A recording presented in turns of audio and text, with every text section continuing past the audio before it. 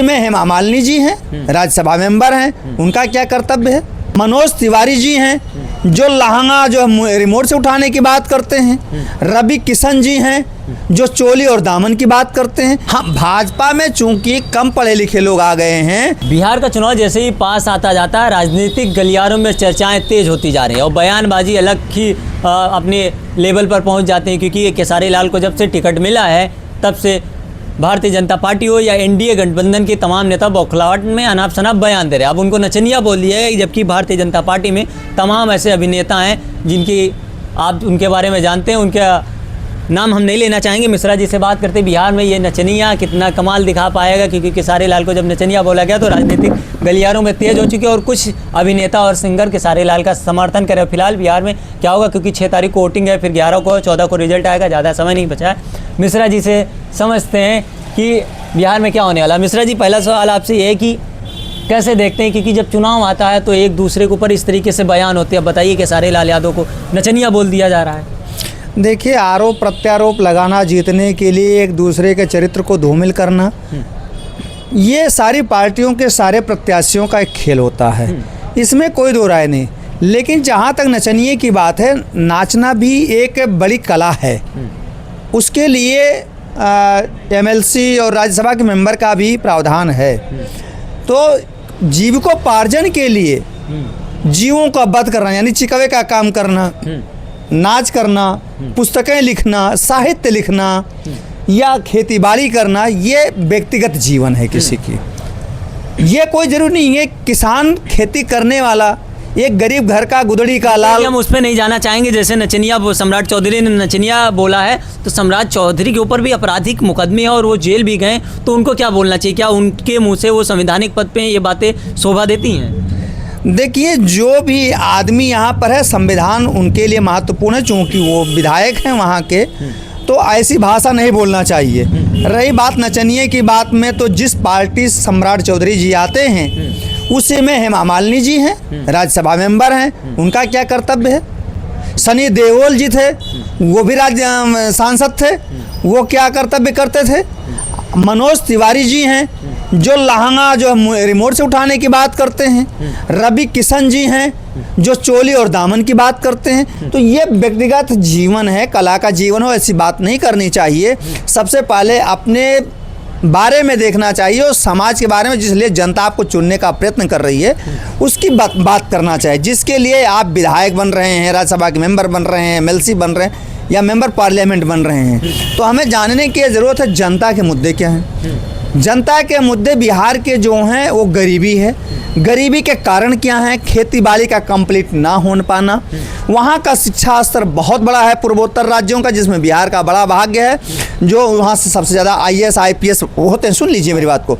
अब वहाँ जो गरीब तबके के लोग हैं, पढ़े लिखे कम हैं, उनको नौकरी कहाँ मिलेगी, कैसे मिलेगी, इसकी सरकारों का कर्तव्य है। बिहार में ही तो नहीं मिल सकती सबको, लेकिन बिहार से बाहर उनको पढ़ाई करने के बाद कहाँ ले जाना चाहिए, क्या व्यवस्था करनी चाहिए, ये सरकार और राज्य जो हमारे प्रतिनिधि चुने जाते हैं उनका ये दायित्व है। इस पर कोई काम नहीं कर रहा है।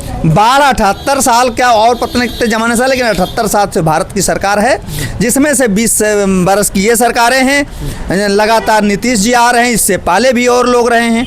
इन लोगों ने बाढ़ के पानी को रोकने के लिए बांध नहीं बनाया, मिट्टी का बांध बनाया। अगर बनाते भाई तो आज सीमेंटेड बांध बना दिए होते, दिक्कतें कम होती। बच्चों के पढ़ने लिखने की बात करनी है, रोज़गार दिलाने के लिए, रोज़गार ये पूरा नहीं दे सकते हमको, लेकिन हमें कहीं शिफ्ट करने के लिए हमारे बच्चे विदेश में जाते हैं।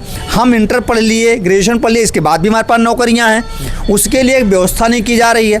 और मैं मतलब बिहार के उन सांसदों विधायकों से भी मैं कहना चाह रहा हूँ कि जो लोग इलेक्शन में 30 से 40 करोड़ रुपया लगा करके इलेक्शन लड़ रहे हैं, अगर वो 30-40 करोड़ रुपए हर इलेक्शन लड़ने वाला प्रत्याशी हो, चाहे किसी भी दल का हो या निर्दल हो, अगर अपने क्षेत्र में, अपने गांव में उस पैसे से सड़क बनवाया होता या थोड़ी थोड़ी करके बनाया होता, तो 78 सालों में क्या गरीब रह जाता बिहार? क्या समस्या है बिहार में? मिश्रा जी सुनिए, क्या भारतीय जनता पार्टी के नेता चुनाव जीतने के लिए कुछ भी अनाप शनाप बयान दे सकते हैं?